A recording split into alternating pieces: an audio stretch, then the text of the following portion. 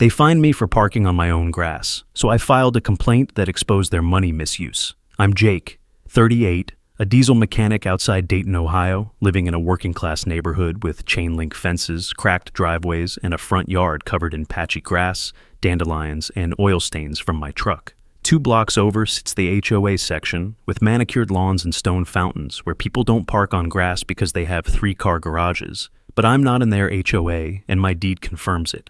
One morning I find a laminated notice with an official seal reading, "Violation, vehicle on non-paved surface. Fine, $200, pay within 14 days. I call the number, and a woman says my property falls under aesthetic jurisdiction per county code. So I ask which code, and she hangs up.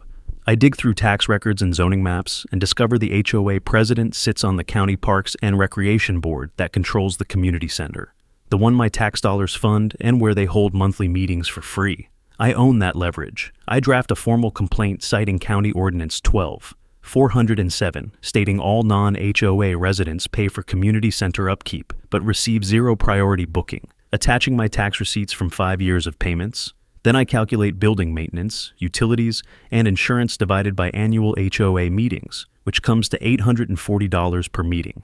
I send an invoice due in 14 days with 18% monthly late fee, retroactive to 2020. Day 1, nothing. Day 2, the HOA president calls laughing, says I'm bluffing, but I'm not. Day 3, I file with the county clerk requesting a formal audit of Parks and Rec spending as public record. Day 5, the local paper runs, HOA uses public funds for private meetings. Day 7, the county supervisor calls an emergency review. Day 9, the audit drops showing they've been using office supplies too, printer paper, coffee, even the projector for private budget presentations, totaling $6,200 in misappropriated value over 5 years.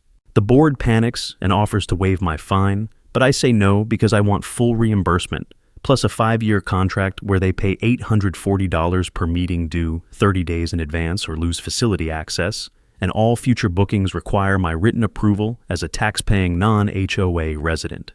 They try negotiating, but I show them the folder with complaint copies, media responses, and the county attorney's preliminary opinion, so they fold. The contract gets signed, the HOA president resigns, 2 other board members follow, my fine gets voided, and their arrogance becomes expensive. My grass is still patchy, and my truck still drips oil, but now they pay rent to hold meetings in a building I help fund.